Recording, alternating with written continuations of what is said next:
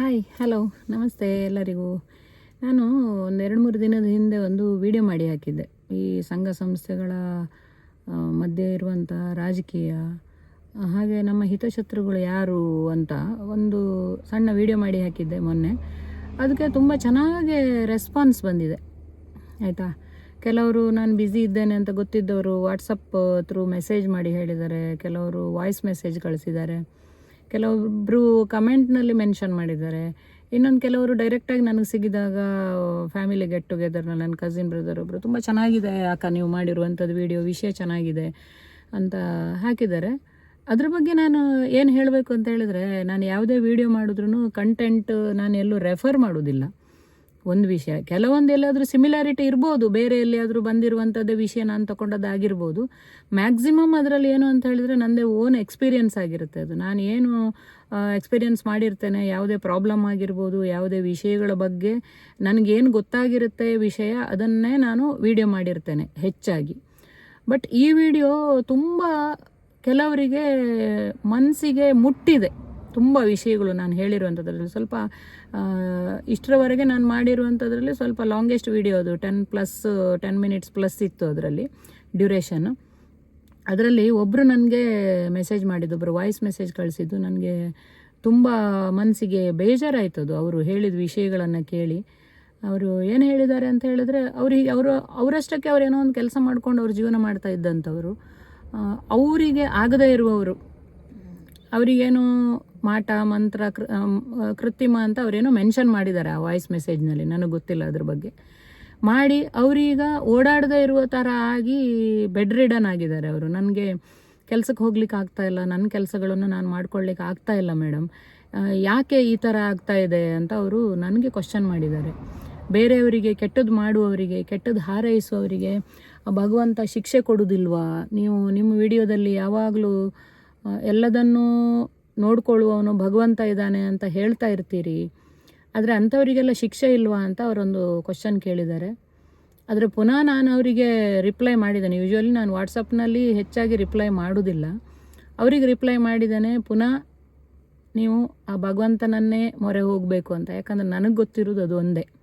ಇಷ್ಟು ದಿನಗಳಲ್ಲಿ ನಾನೇನು ಕೆಲವೊಂದು ಸಮಸ್ಯೆಗಳು, ಕೆಲವೊಂದು ಅಡ್ಡಿ ಆತಂಕಗಳು ಎಲ್ಲದನ್ನೂ ಅನುಭವಿಸಿ ಅದನ್ನು ದಾಟಿ ಮುಂದೆ ಬಂದಿದ್ದೇನೆ ಅಂದರೆ ನನಗೆ ದಾರಿ ತೋರಿಸಿದ್ದು ಆ ಭಗವಂತನೇ. ಸೊ ಅದರಿಂದ ನಾನು ನಂಬೋದು ಆ ಭಗವಂತನನ್ನು.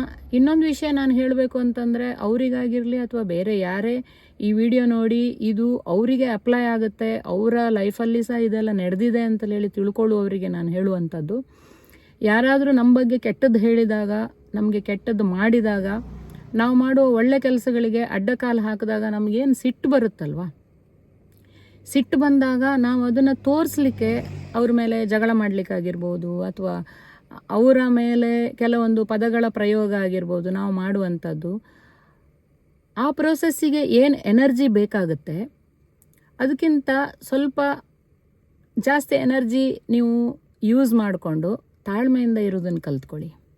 ಸ್ವಲ್ಪ ಟೈಮು ತಾಳ್ಮೆ ತಗೊಳ್ಳಿ. ಆ ತಾಳ್ಮೆ ಅನ್ನುವಂಥದ್ದು ನಿಮಗೆ ಮುಂದೆ ಹೋಗಲಿಕ್ಕೆ ತುಂಬ ದಾರಿ ತೋರಿಸುತ್ತೆ ಆಯಿತಾ. ನಿಮ್ಮ ಎನರ್ಜಿ ವೇಸ್ಟ್ ಆಗೋದಿಲ್ಲ, ನಿಮ್ಮ ಮೆಂಟಲ್ ಏನು ಸ್ಟ್ರೆಸ್ ಇರುತ್ತಲ್ವ ಅದು ಕಡಿಮೆ ಆಗುತ್ತೆ. ನಿಮಗೆ ತುಂಬ ಏನು ಓವರ್ ಥಿಂಕಿಂಗ್ ಎಲ್ಲ ಬರೋದಿಲ್ಲ, ನೆಗೆಟಿವ್ ಥಿಂಕಿಂಗ್ ಬರೋದಿಲ್ಲ ನಿಮಗೆ. ಆದ್ದರಿಂದ ಏನು ನಾವು ನಮ್ಮ ಮೇಲೆ ಕೆಲವರೆಲ್ಲ ಪದಗಳ ಪ್ರಹಾರ ಅಥವಾ ಬೇರೆ ಏನಾದರೂ ನೆಗೆಟಿವ್ ಬೇರೆ ಕಡೆ ಎಲ್ಲ ಹೇಳ್ಕೊಂಡು ಬರುವಂಥದ್ದು, ಅದನ್ನೆಲ್ಲ ಮಾಡಿದಾಗ ನಮಗೆ ಸಿಟ್ಟು ಬರುವಂಥದ್ದು ಸಹಜ, ಮಾನವ ಸಹಜ ಗುಣ ಅದು. ಸಿಟ್ಟು ಬರುವಂಥದ್ದು ನಮ್ಮ ಬಗ್ಗೆ ಇಲ್ಲದೆ ಇರೋದನ್ನೆಲ್ಲ ಹೇಳ್ತಾ ಇದ್ದಾರೆ ಅಂತ ಆದಾಗ. ಬಟ್ ಅದೇನು ಅಂತ ಹೇಳಿದರೆ, ಆ ಜಗಳ ಮಾಡಲಿಕ್ಕೆ ನಾವು ಏನು ಎನರ್ಜಿ ಯೂಸ್ ಮಾಡ್ತೇವೆ ಅವ್ರ ಮೇಲೆ ದ್ವೇಷ ಸಾಧನೆ ಮಾಡಲಿಕ್ಕೆ, ಅದಕ್ಕಿಂತ ಜಾಸ್ತಿ ಎನರ್ಜಿ ನಮಗೆ ಅದನ್ನೆಲ್ಲ ತಡ್ಕೊಳ್ಳಿಕ್ಕೆ ಬೇಕಾಗುತ್ತೆ. ಆದರೆ ಆ ನಿಮಿಷಕ್ಕೆ, ಆ ಸೆಕೆಂಡಿಗೆ ನಾವು ಅದನ್ನೆಲ್ಲ ಕಂಟ್ರೋಲ್ ಮಾಡಿದಾಗ ನಮ್ಮ ಮುಂದಿನ ದಿನ ತುಂಬ ಸುಂದರವಾಗಿರುತ್ತೆ. ನಮ್ಮ ಮುಂದಿನ ಜೀವನ, ಮುಂದಿನ ದಿನ ಆಗಿರ್ಬೋದು, ಜೀವನ ಆಗಿರ್ಬೋದು ತುಂಬ ಸುಂದರವಾಗಿರುತ್ತೆ. ಆ ಹೇಳ್ಕೊಳ್ಳುವವರ ಪಾಡಿಗೆ ಬಿಟ್ಬಿಡಿ, ನಾನು ಹೇಳುವಂಥದ್ದು ನನ್ನ ಸಜೆಷನ್. ಆದರೆ ಅದು ತುಂಬ ಕಷ್ಟ, ಗೊತ್ತಿದೆ ನನಗೆ. ನಾನು ಬಾಯಲ್ಲಿ ಹೇಳಿದಷ್ಟು ಸುಲಭ ಖಂಡಿತ ಅಲ್ಲ. ನೀವೀಗ ಏನೇನು ಹೇಳ್ತಾ ಇದ್ದೀರಿ, ನಾನು ಅದನ್ನೆಲ್ಲ ಅನುಭವಿಸ್ಕೊಂಡು ಬಂದವಳೆ, ಹಾಗಾದರೆ ನಮ್ಗೆ ಇಷ್ಟೆಲ್ಲ ಮಾಡ್ತಾ ಇದ್ದಾರಲ್ಲ ದೇವರು ಅವರಿಗೇನು ಶಿಕ್ಷೆ ಕೊಡೋದಿಲ್ವ, ನನ್ನ ಮನಸ್ಸಲ್ಲೂ ತುಂಬ ಬಂದಿದೆ. ಆದರೆ ನಾವು ಬೇರೆಯವ್ರ ಬಗ್ಗೆ ಯೋಚನೆ ಮಾಡೋದಕ್ಕಿಂತ ನಾವೇನು ಮಾಡಿದ್ದೇವೆ, ನಮ್ಮಿಂದ ಏನಾದರೂ ತಪ್ಪಾಗಿದೆಯಾ ಅದನ್ನು ಸರಿ ಮಾಡ್ಕೊಳ್ಳಿಕ್ಕೆ ಪ್ರಯತ್ನ ಮಾಡಿ. ಆದಷ್ಟು ನಿಮ್ಮ ಕೈಲಾದಷ್ಟು ಬೇರೆಯವರಿಗೆ ಸಹಾಯ ಮಾಡಿ, ದೇವ್ರ ಮೊರೆ ಹೋಗಿ, ಅಷ್ಟೇ ನಾನು ಹೇಳ್ಬೋದು. ದೇವರಿಗಿಂತ ದೊಡ್ಡ ಶಕ್ತಿ ಈ ಭೂಮಿ ಮೇಲೆ ಏನೂ ಇಲ್ಲ. ಯಾವ ದುಷ್ಟಶಕ್ತಿಗಳಾಗಿರ್ಬೋದು, ಯಾವ ಕೆಟ್ಟ ಜನಗಳಾಗಿರ್ಬೋದು, ಅದೆಲ್ಲದಕ್ಕೂ ಮೀರಿ ಇರುವಂಥದ್ದು ಒಂದು ಪಾಸಿಟಿವ್ ಎನರ್ಜಿ ಅಂತ ಹೇಳಿದ್ರೆ ದೇವರು, ನಾನು ನಂಬುವಂಥದ್ದು. ಸರಿನಾ? ಇದಕ್ಕಿಂತ ಜಾಸ್ತಿ ನಾನು ಏನು ಹೇಳಲಿಕ್ಕೆ ಹೋಗೋದಿಲ್ಲ. ಆ್ಯಂಡ್ ಉಳಿದ ವಿಷಯಗಳ ಬಗ್ಗೆ ನಾನು ಯಾವುದು ಅದರ ಬಗ್ಗೆ ನಾನು ಕಮೆಂಟ್ ಮಾಡಲಿಕ್ಕೆ ಹೋಗೋದಿಲ್ಲ. ಅವರು ಹಾಗೆ ಮಾಡಿದರು ಹೀಗೆ ಮಾಡಿದರು, ಅದು ಅವರವರ ತಿಳುವಳಿಕೆಗೆ ಬಿಟ್ಟದ್ದು. ಅದರ ಪರ ಆಗಲಿ ವಿರೋಧ ಆಗಲಿ ನನ್ನ ಯಾವುದೂ ಸ್ಟೇಟ್ಮೆಂಟ್ ಇಲ್ಲ.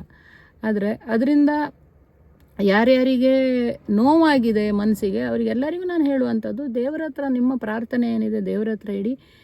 ಎಲ್ಲದನ್ನು ಸಹಿಸ್ಕೊಳ್ಳುವಂಥ ಶಕ್ತಿ ನನಗೆ ಕೊಡು ದೇವರೇ ಅಂತ ದೇವರ ಹತ್ರ ಬೇಡ್ಕೊಳ್ಳಿ. ನೀವು ಬೇರೆ ಯಾರಿಗೂ ನೀವು ಸಲಾಮ್ ಹೊಡಿಬೇಕಾದ್ದಿಲ್ಲ. ನೀವು ದೇವರಲ್ಲಿ ಭಕ್ತಿಯಿಂದ ಪ್ರಾರ್ಥನೆ ಮಾಡಿದರೆ ಖಂಡಿತ ಎಲ್ಲದನ್ನು ನೆರವೇರಿಸಿ ಕೊಡ್ತಾನೆ. Okay, thank you.